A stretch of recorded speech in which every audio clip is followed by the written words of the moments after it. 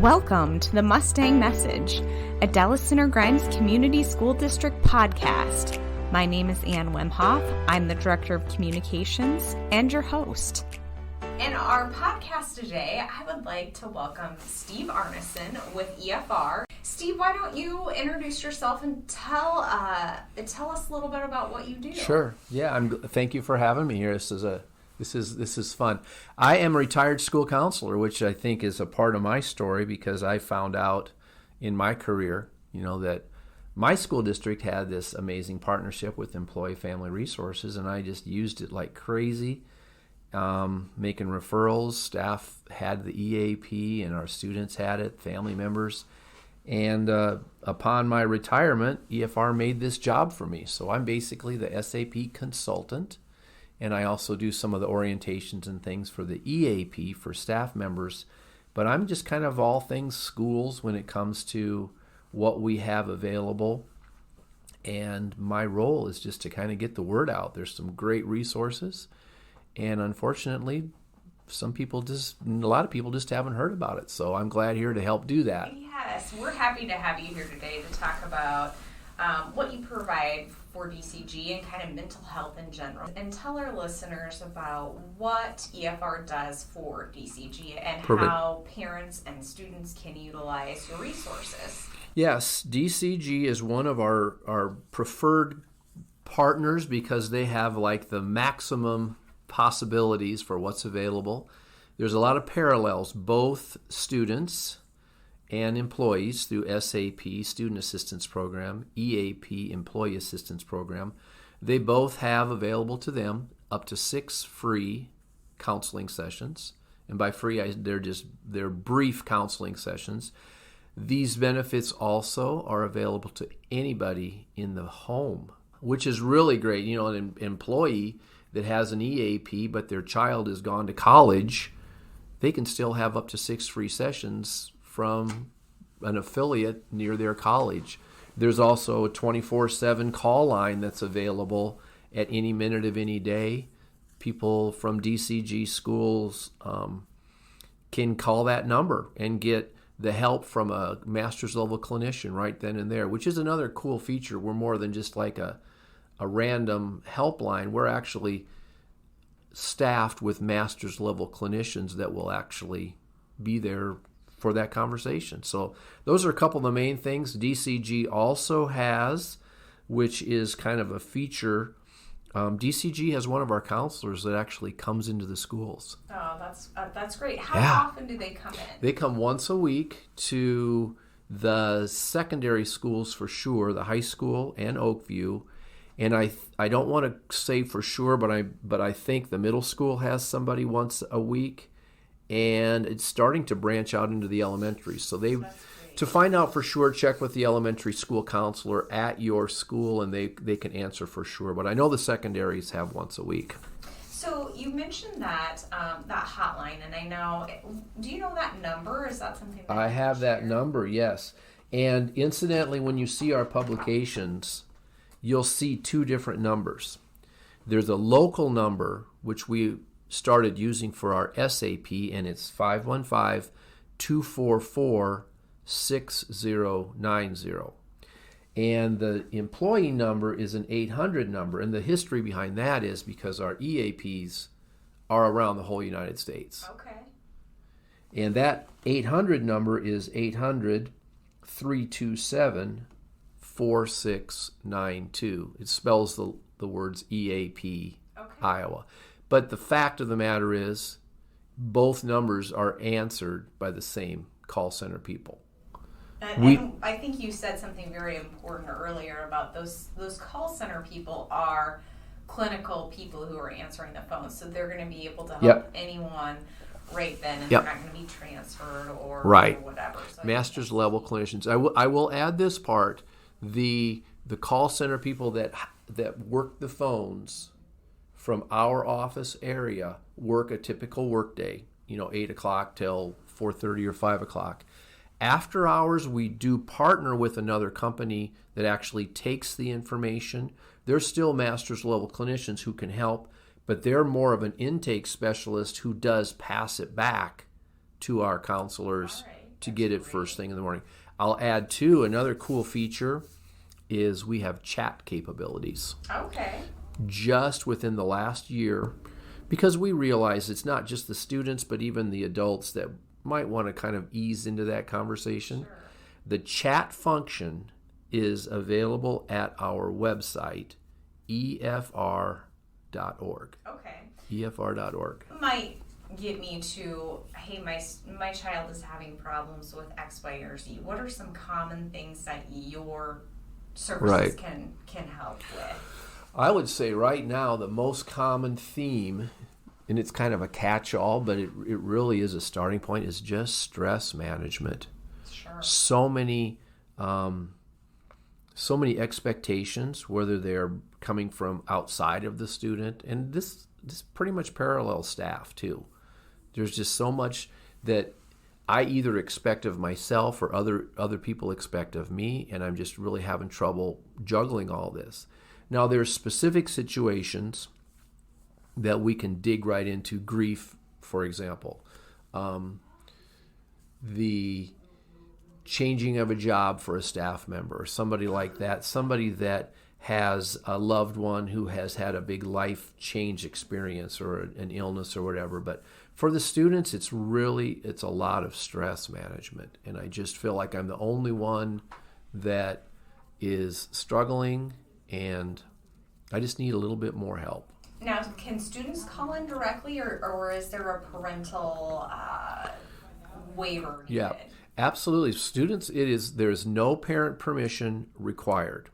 What I tell the students when I do orientations, their eyes kind of light up, because it's like, oh my gosh, we're going to do something. I always tell them that our counselors will do everything we can to involve families. Everything works better when everybody's pulling the same direction, right? Yes. But to be quite honest, it is not an absolute requirement that parent permission has to happen first. Good. And that really, it gets into our that has to be a part of what we offer in order to have the certifications and the authorizations to work as an EAP. And those same parameters kind of apply to SAP in order for us to have certain qualifications to work that way. Okay. That's helpful information. Yeah. Thank you. There's so much going on in the world right now, particularly, and as we've gone through these last almost 24 months now, and mental health is really mental health concerns are really on the rise. So, what are some other factors, or what are some factors that contribute to that? And, particularly those of, that secondary age level and even at the elementary level. You're exactly right. And in fact, I was just doing an orientation last week and talked with the students about that. There's just so much coming at you right now. There's political divisiveness. There is so much expectations, and so many things are kind of turned around. The good news is that the kids are growing up at a time when mental health is becoming more and more acceptable to talk about. And it's a little bit easier to digest. I think the adults are getting that way too, but to be honest, when I talk to the students, they kind of get it. They understand that my classmate A was gone for an orthodontist appointment yesterday. That's why they weren't here. And classmate B, they had a counseling appointment. It's really just two different ways of seeking help. And I'm encouraged because of that underlying awareness. Mental health is okay to talk about it. It takes me no time whatsoever to start brainstorming with students who are some mental health advocates in the world. And it's just timely with Simone Biles being named the athlete of the year by Time. And it's just encouraging that it's okay to reach out. When we talk about those 6 free sessions, it's brief counseling. It's just, I just want to talk to somebody. I'm stuck. Our motto is life happens. We're here to help. And somebody may not even need all 6 sessions. They may just need a few just to clear their head and come to the agreement, moving on. Sure. Now, you bring up Simone Biles, and I love that. And I think, she's been a great catalyst for that behind of, kind of stomping out that stigma of mental health and bringing more awareness to mental health. So, we've seen a shift in that over the last couple of years. And so, it's definitely people like her that are making it easier to talk about. But, what other things have you seen to start bringing that more to the forefront where people are and can see that, hey, friend A is out for the orthodontist and friend B is out for a counseling session, and making that be okay? I think that there's a general awareness that mental health affects all of us. And it's okay. Another part of it too, Ann, that I want to kind of weave in. This may not be answering your question, but but I love this. This literally popped up. I have a history of coaching, and that's always something that's fascinating and important to me. And sometimes the coping skills that are needed are not so much suppressing my nervousness, and sometimes we have a tendency to think mental health is all about just being totally relaxed and just totally calm. But sometimes you have to embrace the inevitable nerves that go with performance, whether it's the school play or show choir or all-state tryouts, or sometimes that shot of adrenaline, and it's okay. Sometimes that can help you. And that's the other part of mental health that I think is important to raise to the awareness that we can't be a generation where everybody is just babied and everything's made super easy, because there are going to be tough things. There's going to be challenges. There's going to be difficulties. There's going to be grinds that you need to work through. So we're prepared to help people with that part of it too, whether it's the students, whether it's the parents, the family members. We're braced and ready for whatever mental health thing. What are some of those things? If you're like, hey, how can I talk to my child about maybe it's calming or just easing those nerves or helping those anxieties? You hear a lot about anxiety more than ever right now. So what are some tips and tricks that, parents can talk to their kids about and how to calm or ease those things? I think the main thing is just to honor what the child's feeling.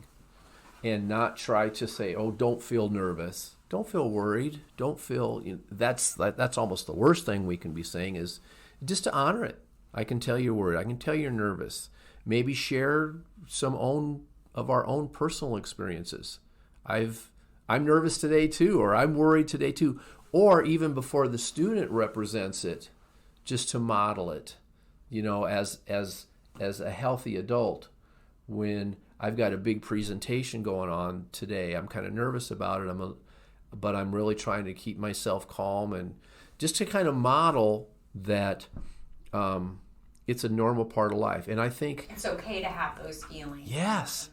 Yeah. And the other thing, this is to ride that roller coaster of emotions with our kids, and that's so hard to do, because as a parent, you want to protect your kids from some of that, but I keep going with one thing I wish I would have known earlier in my parenting and coaching career, and I kind of latched onto it toward the end, is don't reserve the words "I'm proud of you" just for peak performances. It's key. Be proud of your child when they're struggling. I'm so proud of how you're handling this. I'm so proud of how you are dealing with the disappointment of that loss, because I know it really hurt and you gave it your best. Because we have a tendency to just say, I'm proud of you when everything's good. Sure. So that's just a little specific tip. And then I just keep coming back to the modeling. And in modeling, sometimes we actually help ourselves. It's a pretty common strategy for schools to have a student help another student, but in reality, the student doing the help is getting more out of it. Sure, and I think that's true of us as adults too, to speak about our own mental health journeys and our struggles, but also our successes. Like, when should it be, yes, I need to make the call, and when can you still continue to have those conversations? What's that right threshold, or is there one? What does that look like? Here's what I would say to that. I'm glad you asked that question, Ann, because I just lived it myself with using my own EAP, and I tapped into my own EAP based on, some stuff that was happening in my life. My experience was, I wish I would have done it earlier.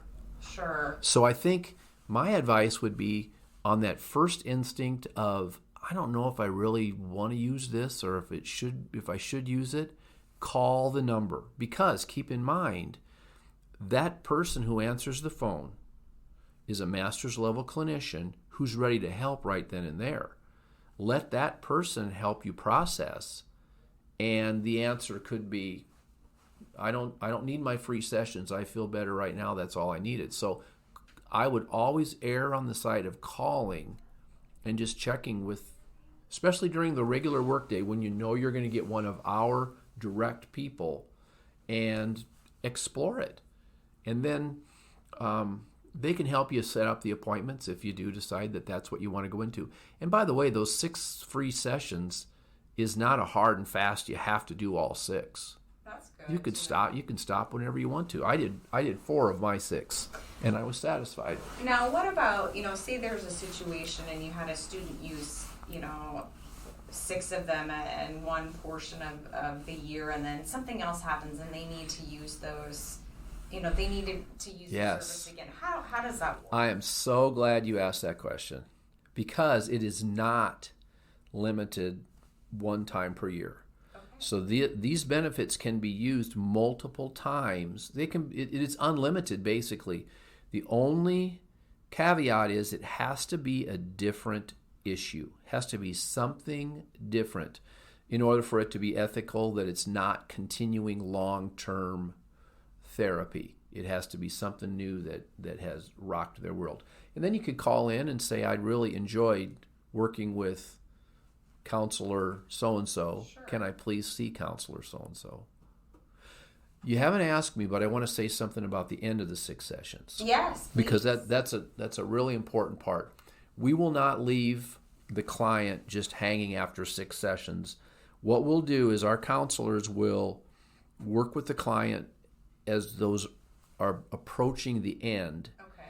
And if necessary, we could make a referral to another agency or maybe somebody else that maybe has more of a specialty in what that client needs. We could possibly continue on with outpatient treatment with that same counselor. Either one of those then moves into insurance. Okay. So that's the difference. A lot of schools have on-site counselors and therapists, which is great. We're a great partner for that. We don't require the insurance part at the beginning. Okay. The first 6 are just free. Important. That's a really important part. The other part it's good to know that, hey, if you're not where you feel comfortable at the end of those 6 sessions, that there's other options out there for continuing. Yep. Whatever it may be. I will also add too, because this always sometimes pops into people's mind, a big part of what's available is this is all confidential. So the only thing that gets reported back to district office is the number of students, the number of staff, the number of family members that use these services. And then the utilization report also highlights what are the concerns, what are the issues, what's the presenting issue, because that's important information for district leaders to know what's pressing in on their staff and employees and their students. But names are not a part of that report, and that's a really important feature that sometimes that might be a reason that people would be hesitant to call or use. But sure. Rest assured, it's all confidential. That's an important piece, and I know, any time you can keep confidentiality at the utmost, and I'm happy to hear that EFR provides that. One thing that I was thinking about as we were talking about all of this mental health, sometimes I hear parents talk about, gosh, I tried to get in to see a counselor, or I tried to have my child get in to see someone, but the wait was 6 months. Yes. So what do you recommend to do, in that waiting time frame while you're waiting to get in to see someone? Is there anything or any resources that that are out there? You just asked the best questions. Well, thank you. Something like these free brief counseling sessions could be a little bit of a stopgap when you really think about it. I found this counselor that I really, really want to get in with.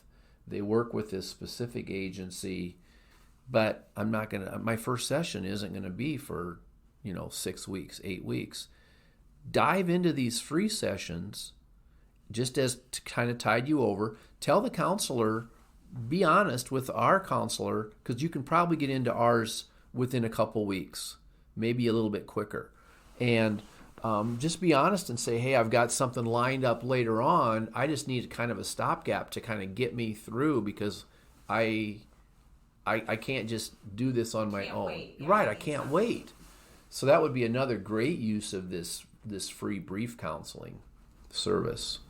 Well, you know what? I appreciate your time today, and I'm going to kind of come back to the last final question, and I'm asking this in all of our podcasts because, we are an educational institution, and something that people can really connect with is, who was your favorite teacher throughout your education? Okay. And why? Oh boy, you're taking me way back, Ann. That's a long time ago. Mine would be a coach, and I may have had this coach as a teacher, but honestly, I don't remember that part. I remember this person as a coach, and probably was a big part of why I went into coaching too, just because this coach really understood the pressures and the expectations and was very demanding, but also kind and gentle and caring. So that was Coach Lyman from a long time ago, way up in Northwest Iowa, back in the 70s. That'd be my guy. That's awesome. Well, I love to hear stories like that about people's favorite teacher and how they've impacted them. And, Steve, thank you very much for being on the show today. Could you give us those numbers one more time? Absolutely. So people can reach out, and if they're wanting to, call for your services, just those numbers again. By the way, we have an app. I want to throw that out there too. EFR, Employee Family Resources, has an app, so you could download the app. Our website is efr.org. There's a sample video of a phone call. There's all sorts of good stuff there. And then the phone numbers, the 800 number is 327-4692, which spells EAP Iowa. And then the local number that would still get you to the same master's level clinician, 244-6090. 244-6090. Thank you so much, Steve, for your time today and talking about the mental health and how EFR is partnered with DCG. We really appreciate your partnership and working with you guys. Thank you. Been a pleasure. Have a good one. Thanks so much.